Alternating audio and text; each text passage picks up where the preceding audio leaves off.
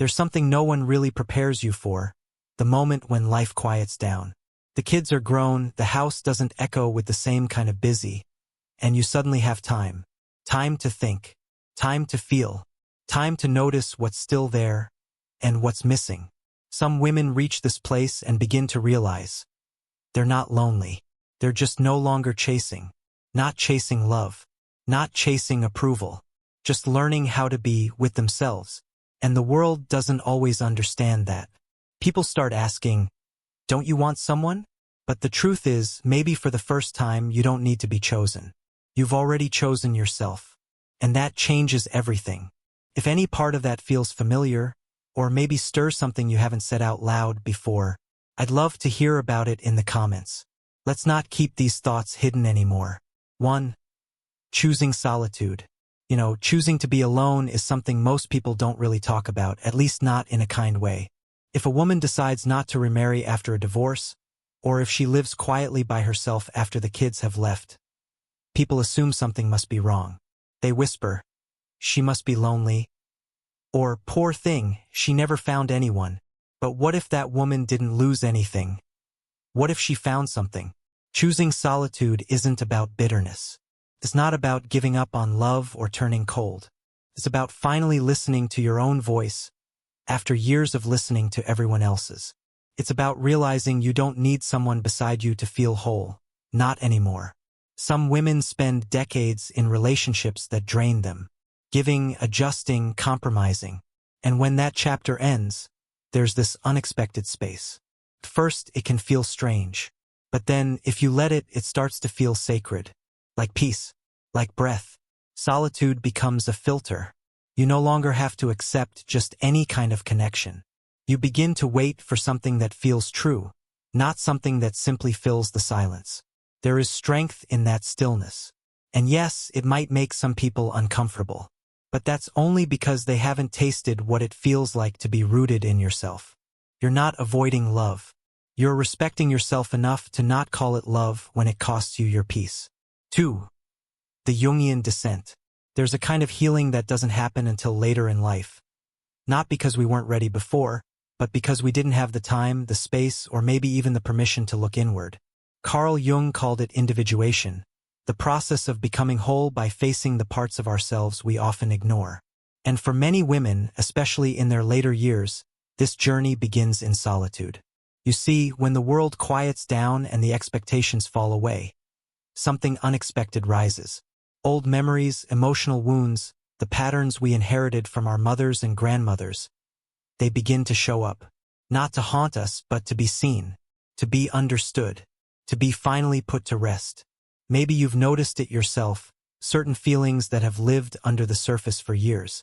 The things you did to survive, the ways you adapted, gave up your needs, made yourself smaller to fit into someone else's story.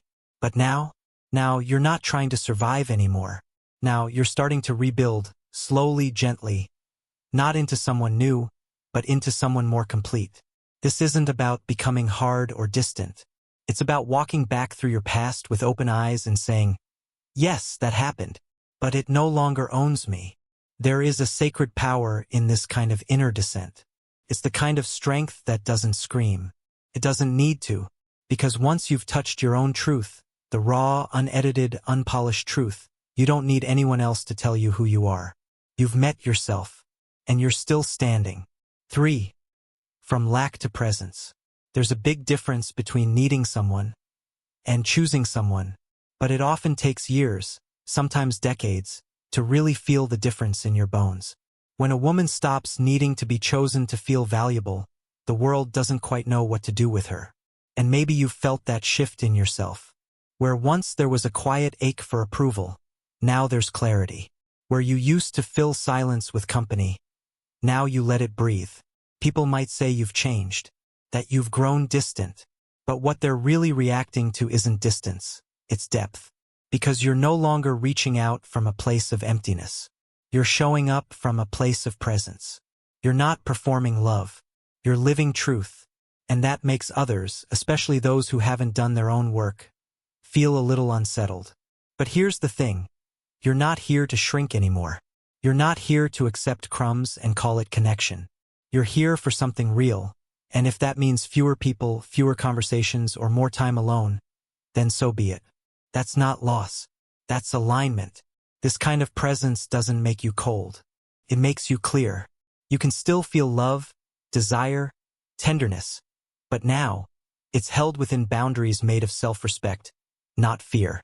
You no longer confuse chaos with passion. You no longer mistake silence for emptiness.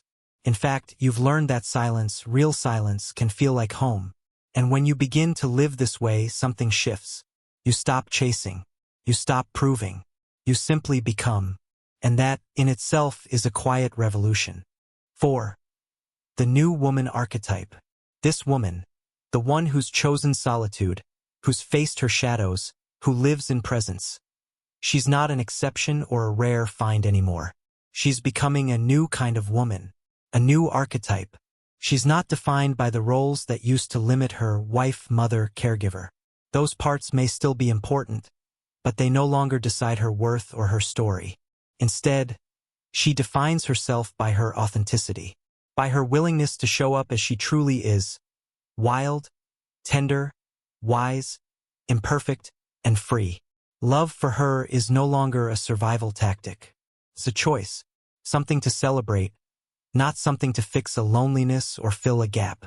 She walks her own path, not ahead or behind anyone else, but firmly and steadily on her own.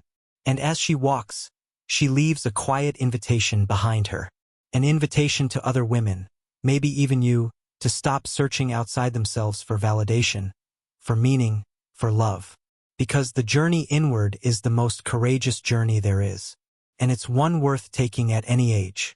What truly unsettles the world is not that she is alone, but that she is at peace.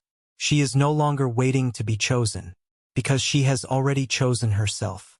This is a quiet revolution, one that doesn't shout or demand attention, but changes everything simply by existing. Carl Jung said, "Who looks outside, dreams. Who looks inside, awakens." This woman has awakened, not through someone else's love, but through the slow, silent, sacred act of returning to herself. Her journey is an invitation to all of us, to stop searching for what we think we need outside, and start remembering the wholeness we carry within. If this message touches something inside you, if it stirs a memory or a feeling, take a moment to honor that. Your story, your peace, your awakening matter. Thank you for being here. Stay true, stay whole, and above all, stay awake. Because once a woman has awakened, the world will never look the same again.